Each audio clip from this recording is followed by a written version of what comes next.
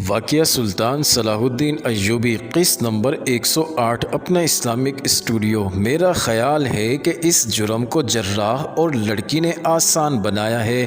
علی بن سفیان نے کہا، اس جرم میں بھی ہماری قوم کی اسی کمزوری نے کام کیا ہے جس کے متعلق صلاح الدین ایوبی پریشان رہتے ہیں اور کہا کرتے ہیں کہ عورت اور اقتدار کا نشہ ملت اسلامیہ کو لے ڈوبے گا۔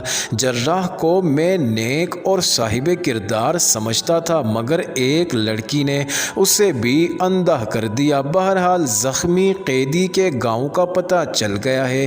میں نے ایک دستہ روانہ کر دیا ہے اور جنوب مغربی علاقے کے جس کھنڈر کا زخمی قیدی کا ذکر کیا گیا تھا، اس کے متعلق آپ کیا کرنا چاہتے ہیں؟ تقی الدین نے پوچھا۔ مجھے شک ہے کہ اس نے جھوٹ بولا تھا، علی بن سفیان نے جواب دیا۔ اس نے اپنی جان بچانے کے لیے یہ بے بنیاد قصہ گھڑا تھا، تاہم اس علاقے کی سراغ رسانی کی جائے گی۔ وہ اسی مسئلے پر بات کر رہے تھے کہ دربار نے اندر آ کر ایسی اطلاع دی جس نے دونوں کو سن کر دیا۔ انہوں نے ایک دوسرے کی طرف دیکھا، ایسے معلوم ہوتا تھا جیسے ان کی زبانیں بولنے سے معذور ہو گئی ہوں۔ علی بن سفیان اٹھا اور یہ کہہ کر باہر نکل گیا، کوئی اور ہوگا۔ اس کے پیچھے تقی الدین بھی باہر نکل گیا، مگر وہ کوئی اور نہیں، ان کا اپنا جراح ان کے سامنے کھڑا تھا اور اس کے ساتھ زخمی قیدی کی بہن شارجہ تھی۔ ان کے گھوڑے بری طرح ہانپ رہے تھے۔ حاضرین، جراح اور شارجہ کے چہرے اور سر گرد سے اٹے ہوئے تھے، ہونٹ خشک اور منہ کھلے ہوئے تھے۔ علی بن سفیان نے ذرا غصے سے پوچھا، قیدی کو کہاں چھوڑ آئے؟ جراح نے ہاتھ سے اشارہ کیا کہ ہمیں ذرا آرام لینے دو۔ دونوں کو اندر لے گئے، ان کے لیے پانی اور کھانا وغیرہ منگوایا گیا۔ جراح نے تفصیل سے بتایا کہ وہ کس طرح اغوا ہوا تھا اور سفر میں زخمی قیدی مر گیا ہے۔ اسے بالکل علم نہیں تھا کہ زخمی قیدی کو بھی اغوا کیا گیا ہے، یہ اسے اگلے روز سفر میں پتہ چلا جب زخمی گھوڑے سے گرا اور زخم کھل جانے کی وجہ سے مر گیا۔ جراح کو جس طرح شارجہ نے آزاد کرایا اور اس کے ساتھ بھاگی وہ بھی تفصیل سے سنایا۔ شارجہ نے اپنا بیان دیا تو علی بن سفیان جان گیا کہ یہ صحرائی لڑکی ہے، اجڑ اور دلیر ہے اور یہ اتنی چالاک نہیں جتنا سمجھا گیا تھا۔ اس نے بتایا کہ وہ اپنے بھائی کے سہارے اور اسی کی خاطر زندہ تھی، اس بھائی کی خاطر وہ جان دینے کے لیے بھی تیار رہتی تھی۔ جراح نے جس خلوص سے اس کے بھائی کا علاج کیا، اس سے وہ اتنی متاثر ہوئی کہ اس کی مرید بن گئی۔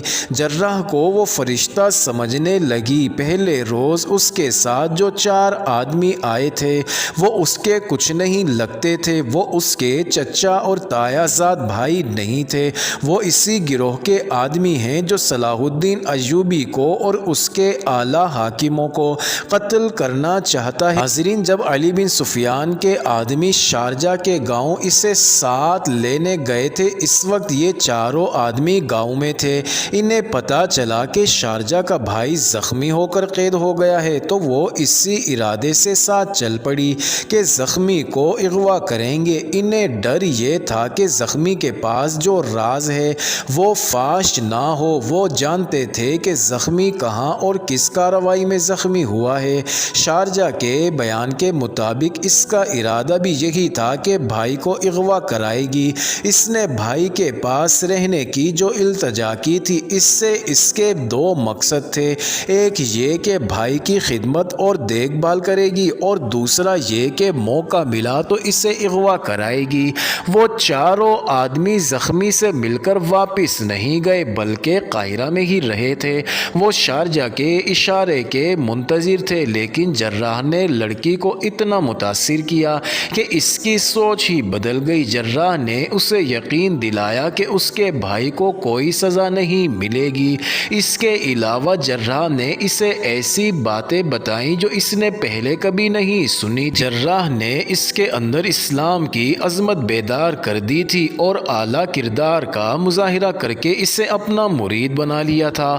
وہ ہر وقت جراح کے پاس بیٹھ کر اس کی باتیں سننے کے لیے بےتاب رہنے لگی۔ ایک روز وہ جراح کے گھر جا رہی تھی تو اسے ان چاروں میں سے ایک آدمی راستے میں مل گیا۔ اس نے شارجہ سے کہا کہ زخمی کے اغوا میں اب دیر نہیں ہونی چاہیے۔ شارجہ نے اسے کہا کہ وہ ارادہ بدل چکی ہے، اس کا بھائی یہیں رہے گا۔ اس آدمی نے شارجہ سے کہا کہ اگر اس نے شہر میں آ کر اپنا دماغ خراب کر لیا ہے تو اسے قتل کر دیا جائے گا، زخمی یہاں نہیں رہے گا۔ شارجہ کو توقع تھی کہ یہ چاروں اتنی دلیری سے اس کے بھائی کو اغوا کر لیں گے۔ اس نے انہیں فیصلہ سنا دیا کہ وہ ان کی کوئی مدد نہیں کرے گی۔ اس آدمی نے اسے کہا، ہم تمہاری ہر ایک حرکت کو دیکھ رہے ہیں، ہم سمجھ رہے تھے کہ تم نے جراح کو پھانس لیا ہے، لیکن معلوم ہوتا ہے کہ تم خود اس کے جال میں پھنس گئی ہو۔ شارجہ نے اسے دھتکار دیا۔ اس سے چونکہ توقع نہیں تھی کہ وہ لوگ اتنی دلیری کا مظاہرہ کر سکیں گے، اس لیے اس نے جراح کے ساتھ بھی ذکر نہ کیا کہ اس کے زخمی بھائی کے اغوا کا خطرہ ہے۔ اسی رات شارجہ اور جراح ان چاروں کے چنگل میں آ گئے۔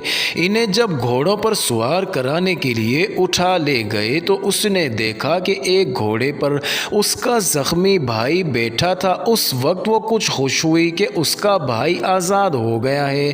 وہ فرار پر آمادہ ہو گئی، لیکن جراح کو ان لوگوں کی قید میں نہیں دیکھنا چاہتی تھی۔ اس نے انہیں کہا بھی کہ اسے چھوڑ دو، لیکن وہ نہ مانے۔ اس کے ہاتھ اور پاؤں باندھ کر گھوڑے پر ڈال لیا۔ راستے میں شارجہ کو بتایا گیا کہ اس کے بھائی کو کس طرح اغوا کیا گیا ہے۔ وہاں صرف دو آدمی گئے تھے۔ ایک نے سنتری سے کہیں کا راستہ پوچھنے کے بہانے اسے باتوں میں لگا لیا، دوسرے نے پیچھے سے اس کی گردن جکڑ لی اور دونوں اسے اٹھا کر اندر لے گئے۔ زخمی انہیں دیکھ کر اٹھ بیٹھا۔ اس کے بستر پر سنتری کو لٹا دیا گیا اور اس کے دل پر خنجر کے دو گہرے وار کر کے اسے ختم کر دیا گیا، پھر اس پر کمبل ڈال دیا گیا۔ دونوں نے زخمی قیدی کو اٹھایا اور نکل گئے۔ انہیں یہ بھی معلوم تھا کہ شارجہ جراح کے گھر میں ہے۔ انہیں ڈر تھا کہ وہ نہیں مانے گی اور اغوا ناکام بنا دے گی، لیکن اسے بھی وہاں سے غائب کرنا ضروری تھا کیونکہ اس کے پاس بھی ایک راز تھا۔ دو آدمی گھات میں بیٹھے تھے۔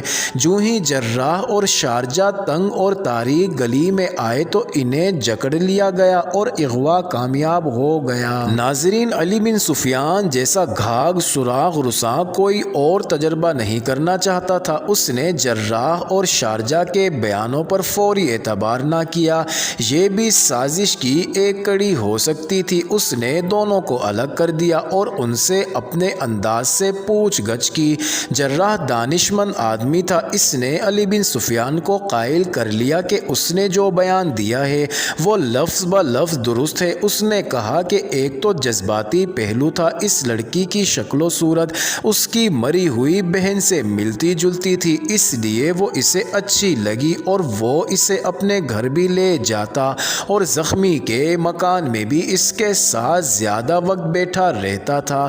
جراح نے بتایا کہ اس کے اس سلوک سے لڑکی اتنی متاثر ہوئی کہ اس نے اپنے کچھ شکوک اس کے سامنے رکھ دیے۔ یہ اس لڑکی کا دوسرا پہلو تھا جس پر جراح نے زیادہ توجہ دی۔ لڑکی مسلمان تھی، لیکن معلوم ہوتا تھا کہ اس پر بڑے ہی خطرناک اثرات جو باہر سے آئے تھے کام کر رہے تھے۔ جراح نے اس کے ذہن سے یہ اثرات صاف کر دیے۔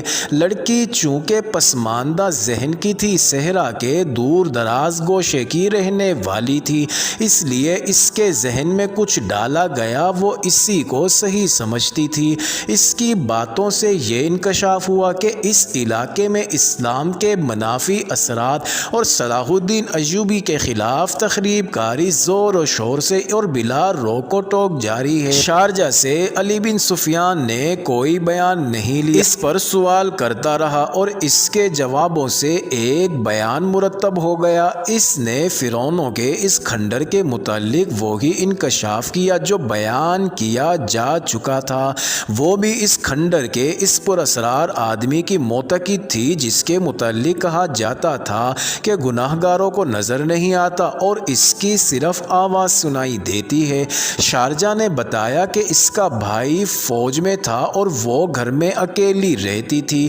اسے گاؤں کے کچھ لوگوں نے کہا تھا کہ وہ اس کھنڈر میں چلی جائے کیونکہ وہ مقدس انسان خوبصورت کنواریوں کو بہت پسند کرتا ہے۔ شارجہ پر علی بن سفیان کی ماہرانہ جرح سے لڑکی کے سینے سے یہ راز بھی نکل آیا کہ اس کے گاؤں کی 3 کنواری لڑکیاں اس کھنڈر میں چلی گئی تھی، پھر واپس نہیں آئی۔ ایک بار اس کا بھائی گاؤں آیا تھا۔ شارجہ نے اس سے پوچھا کہ وہ کھنڈر چلی جائے۔ بھائی نے اسے منع کر دیا تھا۔ شارجہ اچھی طرح بیان تو نہ کر سکی، لیکن یہ پتہ چل گیا کہ مصر کے جنوب مغربی علاقے میں کیا ہو رہا ہے۔